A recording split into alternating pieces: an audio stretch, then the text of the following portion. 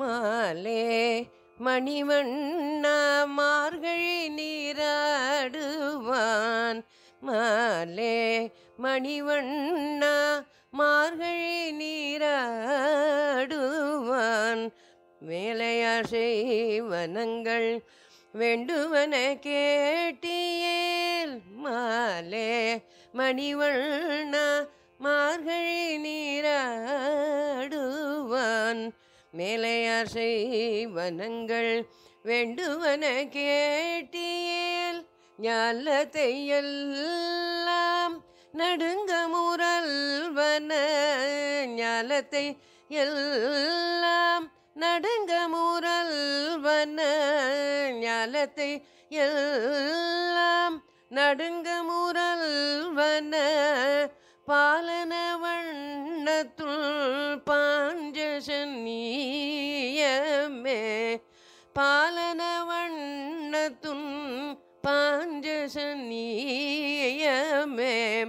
பாலன வண்ணத்துள் பாஞ்சசன்னியமே. போல்வன சங்கங்கள் போல்வன சங்கங்கள் போய்படுடையனவே. போல்வன சங்கங்கள் போய்படுடையனவே. சால பெரும் பறையே பல்லாடி செய்ப்பாரே. போல்வன சங்கங்கள் போய்படுடையனவே. சால பெரும் பறையே பல்லாடி செய்ப்பாரே. கோலவிளக்கே கோலவிளக்கே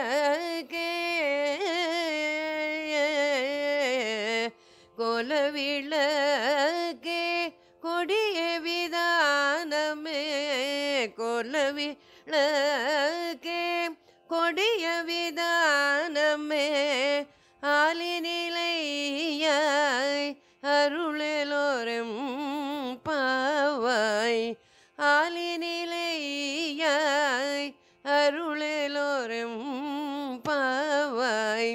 ஆலிநிலையாய் அருளெலோர் எம் பாவாய்.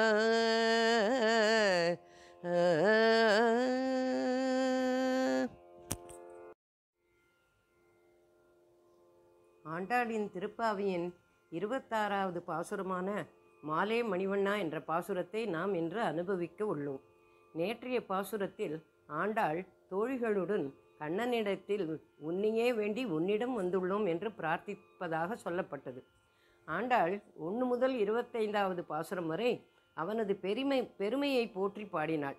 இன்றைய பாசுரத்திலிருந்து அவனது எளிமையை போற்றி பாடுகிறாள். இந்த 30 பாசுரங்களில் ஆண்டாள் 10 இடங்களில் நாராயணனே நமக்கே பறை தருவான், பாடி பறை கொண்டு போற்ற பறை தரும், எமக்கு அரைபறை சேவகமே ஏத்தி பறை கொள்வான், பறை தருதியாகில் சாலப்பெரும் பறையே பாடி பறை கொண்டு இற்றை பறை கொள்வான், அங்க பறை கொண்ட என்று பாடுகிறாள். பறை பறை என்று இதுவரை சொன்னதற்கு என்ன பொருள் என்று பகவானுக்கு தெளிவாக எடுத்து கூறுவதாக அமைந்த பாசுரம் இது. மாலே மணிவண்ணா மார்கழி நீராடுவான், மேலையார் செய்வனங்கள் வேண்டுவன கேட்டியேல், ஞாலத்தையெல்லாம் நடுங்க முரல்வன, பாலன வண்ணத்துன் பாஞ்சசன்யமே, போல்வன சங்கங்கள் போய்ப்பாடு உடையனவே, சாலப் பெரும்பரியே பல்லாண்டு இசைப்பாரே, கோல விளக்கே கொடியே விதானமே, ஆலிநிலையாய் அருளேலோர் எம்பாவா என்று பாடுகிறாள். மாலே மணிவண்ணா என்றால், மால் என்றால் கருமை, பெருமை, மையல் என்று அர்த்தம். அதாவது கருப்பானவன்.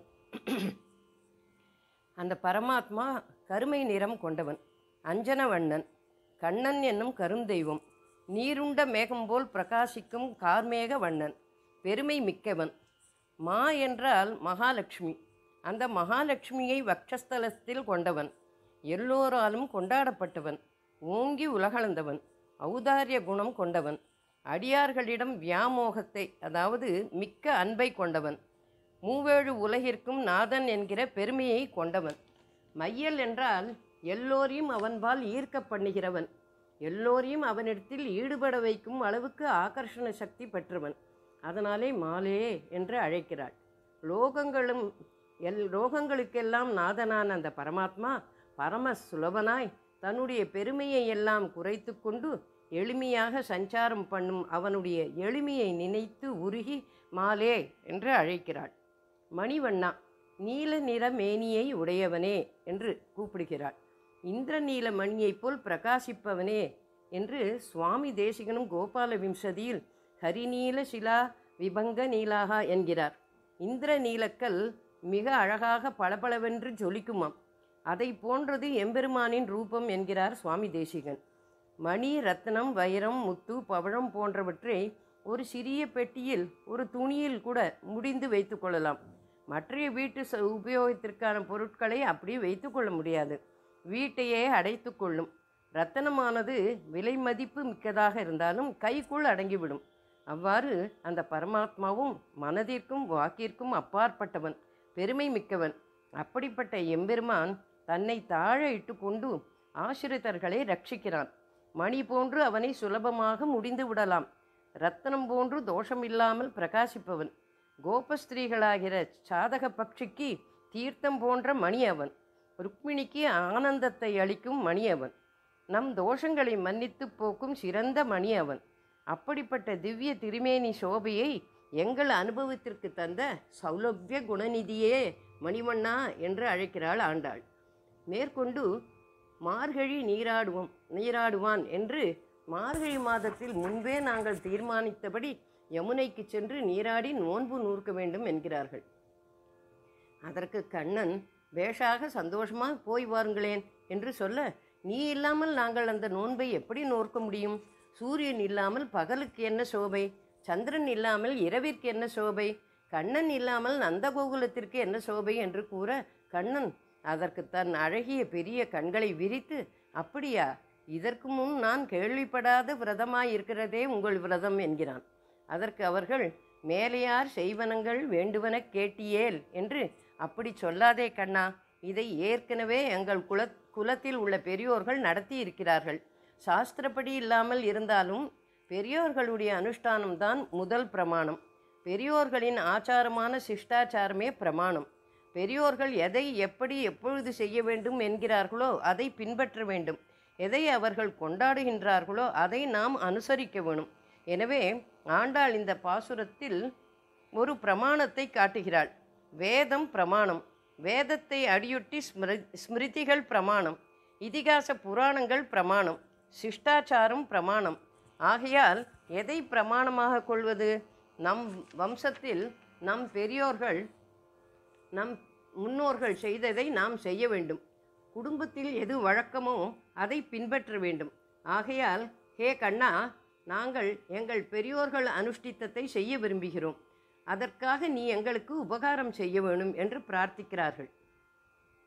கண்ணனும் என்ன வேண்டும் சொல்லுங்கள், செய்கிறேன் என்றவுடன் எல்லோருமாக சேர்ந்து, ஞாலத்தை எல்லாம் நடுங்க முரல்வன பாலன வண்ணத்துன் பாஞ்சசன்யமே போல்வன சங்கங்கள் போய்ப்பாடு உடையனவே சால பெரும்பரியே பல்லாண்டி செய்ப்பாரே கோல விளக்கே கொடியே விதானமே என்று ஒரு பெரிய லிஸ்டையே சொல்லி பிரார்த்திக்கிறார்கள்.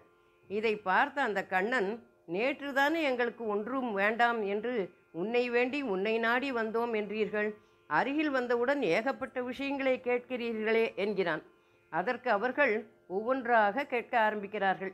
ஞாலத்தை எல்லாம் நடுங்க முரல்வன பாலன வண்ணத்துன் பாஞ்சசன்யமே போல்வன சங்கங்கள் என்று உன் திருக்கையில் இருக்கும் ஞாலத்தை எல்லாம், இந்த பூமண்டலத்தை எல்லாம் நடுங்க வைக்கும் பால் போன்ற வெண்மையான நிறத்தை உடைய பாஞ்சசன்யம் இருக்கிறதே, அதை போன்ற நிறைய சங்கங்கள் வேண்டும் என்கிறார்கள். எதற்கு ஞாலத்தை எல்லாம் நடுங்கும்படி செய்யும் சப்திக்கும் சங்கங்கள் வேண்டும்? பூஜா காலத்தில் ஆனந்தகரமாக சப்திக்கும் சங்கங்கள் தானே இருக்க வேண்டும் என்கிறான் கண்ணன்.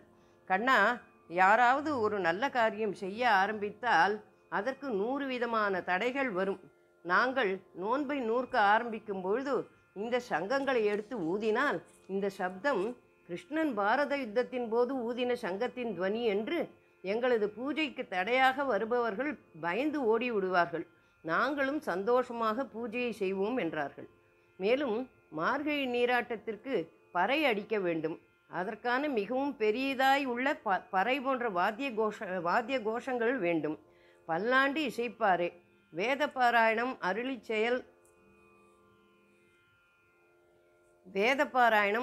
செயல் செய்யும் மகான்கள், அத்தியாபக கோஷ்டிகள், பிரபந்த கோஷ்டிகள் இவைகள் எல்லாம் வேண்டும்.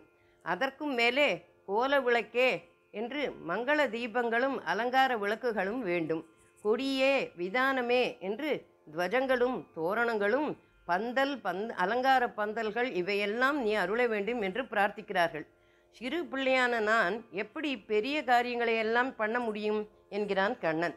ஆய்ச்சியர்கள் கூறுகிறார்கள், கண்ணா, நீயா சிறு பிள்ளை? உன்னால் முடியாதது என்று ஒன்று உண்டோ? நீ சர்வேஸ்வரன் அல்லவா?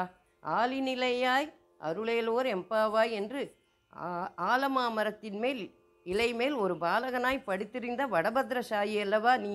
ஆலின் நிலையாய் என்று பதம் பிரித்தால் வேறு பொருள். ஆலிநிலையாய் என்றால் ஆல இளந்தளிரில் சயனித்திருப்பவனே என்று அர்த்தம். ஆலமாமரத்தின் இலை மேல் ஒரு பாலகனாய், ஆலமாமரத்தின் இலை மேல் ஒரு பாலகனாய், ஞாலம் எழும் உண்டான் அரங்கத்தின் அரவணையாலமாமரத்தின்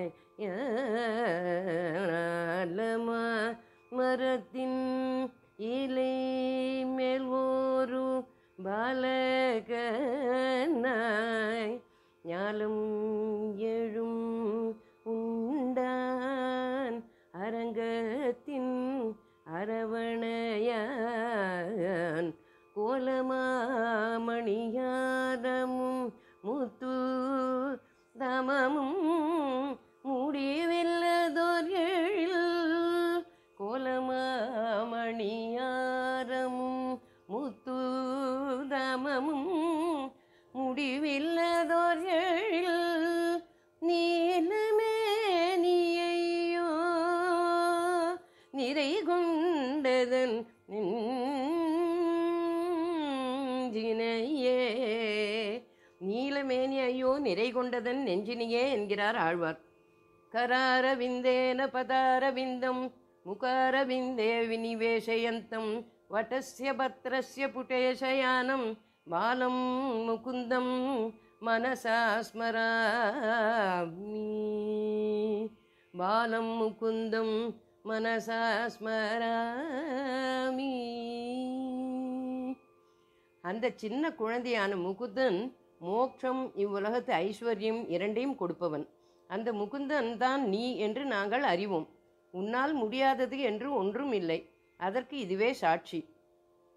14 உலகங்களையும் உன் சிறு வயிற்றில் அடக்கி மிகவும் வலுவாக இருக்கும்படியான நீ ஒரு ஆல இளம் தளிரில் படுத்து கொண்டு இருந்தாயே, அந்த இளம் தளிர் உன்னை தாங்கியதா? நீ அதை தாங்கினாயா? ஆனால் இவ்வளவு வலுவான உன்னை அந்த ஆளிலை தாங்கவில்லை. அதால் எப்படி தாங்க முடியும்? அதை நீதான் தாங்கினாய். நெய்க்கு தொன்னை ஆதாரமா, தொன்னைக்கு நெய் ஆதாரமா என்றால் நெய்க்கு தொன்னை ஆதாரம் என்று சாமானியமாக நாம் எல்லோரும் சொல்லிவிடுவோம். ஆனால் தார்க்கிகர்கள், அதாவது தர்க்கம் வாசித்தவர்கள், நெய்தான் தொன்னைக்கு ஆதாரம் என்கிறார்கள். எப்படி அது? ஒரு ஹோமம் செய்வதென்றால் நெய் மிகவும் முக்கியம். நெய்யே முக்கியமானதால் தொன்னை எப்படி முக்கியமாகும்? நெய்யே இல்லை என்றால் தொன்னைக்கு வேலை ஏது? தொன்னை இடம்பெற வேண்டுமானால் நெய் இருக்க வேண்டுமே. எனவே நெய் தான் ஆதாரம். ஆதலால் பகவான் இளம் தளிரின் மேல் இருப்பதால் அவன் இலையால் தாங்கப்படுகிறான் என்று சொல்ல முடியுமா? இளம் தளிரால் அவனை தாங்கவே முடியாது. ஆகவே அந்த இளம் தளிருக்கும் ஆதாரம் அந்த பகவான் தான். அதனால்தான் ஆலிநிலையா என்று பாடினாள் ஆண்டாள். எல்லாவற்றையும் சாமர்த்தியமாய் நடத்தி கொடுப்பவன் நீதான் அருள வேண்டும் என்கிறார். ஒரு சமயம் மார்க்கண்டேய மகரிஷி ஆசிரமத்தில் இருந்தபோது கடல் சூழ அக்கடலில் ஒரு ஆளிலையில் சயனித்து கொண்டிருக்கும் எம்பெருமானை பார்த்து அருகில் செல்கிறார். அப்பொழுது அந்த குழந்தை தன் சுவாசத்தின் மூலம் அவரை தன் வயிற்றுக்குள் செல்ல வைத்தது. அங்கே அவர் கண்ட காட்சி சகல பிரம்மாண்டங்களும் அந்த வயிற்றில் நெருக்கி அடித்து கொள்ளாமல் ஃப்ரீயாக இருந்ததைக் கண்டு ஆச்சரியப்பட்டு ஆனந்தித்தாராம். எம்பெருமானின் மூச்சுக்காற்றால் மறுபடியும் வெளியில் தள்ளப்பட்டு ஆசிரமத்தில் பழையபடி அமர்ந்து விட்டார். சமுத்திரம் தெரியவில்லை, ஆளிலை தெரியவில்லை, குழந்தை எதுவும் கண்ணுக்கு தெரியவில்லை. இப்படி ஒரு மாயையை அவருக்கு காட்டின பரமாத்மா அவன். ஆலின் நிலையாய் என்றும் பொருள் கொள்ளலாம் என்றேன் அல்லவா? அதாவது ஆலமரத்தின் தன்மையை பெற்றவன் அவன். ஆலமரம் மிகவும் உறுதியான மரம், அனைவருக்கும் நல்ல நிழல் கொடுத்து உபகரிக்கும். இவனும் அந்த விருட்சம் போல் சாதுக்களுக்கும் அடியார்களுக்கும் அருள் செய்து உபகரிப்பவன். பகவத்கீதை சர்ம ஸ்லோகத்தில் சர்வதர்மான் பரித்யஜ்ய மாமேகம் சரணம் விரஜ அகம் துவா சர்வ பாப்பேஷு மோட்சயிஷ்யாமி மா சுச்சகா என்று உள்ளது. இதில் அகம் என்பது பரதத்துவத்தையும் மாம் என்பது சௌலபியத்தையும் காட்டும். இந்த பாசுரத்தில் ஆண்டாள் மணிவண்ணா என்பதினால் அவனது சௌலபியத்தையும், ஆலிநிலையா என்பதினால் அவனது சுவாமித்துவத்தையும் காட்டுகிறாள். இவ்வாறாக ஆலிநிலையால் என்று அந்த கண்ணனின் பெருமைகளை கூறி மார்கழி நீராட்டம் என்னும் நோன்பு நூற்க எங்களுக்கு நீ அருள வேண்டும் என்று பிரார்த்திக்கிறார்கள் அந்த ஆயர்குல சிறுமியர்கள். உள்ளர்த்தமாக சங்கு ஓங்காரத்தையும், பறை அதன் நாதத்தையும், பல்லாண்டு வேதத்தையும், விளக்கு ஞானத்தையும், கொடி விதானம் என்பன கைங்கரியத்தையும் குறிக்கின்றன. ஆகவே புருஷார்த்தத்தை விரும்பும் முமுட்சுவுக்கு அவசியமான அங்கங்கள் கூறப்படுகின்றன. பிரணவஸ்வரூபமும் அதன் நாத பரிச்சயமும், பிரணவத்திலிருந்து உண்டான வேதங்களும், வேதங்களை அத்தியனம் செய்யும் பிரபன்னர்களின் சேர்க்கையும், இவற்றால் உண்டாகும் ஞானமும், பாகவத கைங்கரியங்களும் வேண்டப்படுகின்றன. கோபஸ்திரீகளும் ஆண்டாளும் தங்களுக்காக எதுவுமே கேட்கவில்லை. பகவத் கைங்கரியம், பகவத் பிரீத்தியர்த்தம் என்றே செய்தார்கள். இதுவே இந்த பாசுரத்தின் மூலம் நாம் தெரிந்து கொள்ள வேண்டிய உயர்ந்த விஷயமாகும்.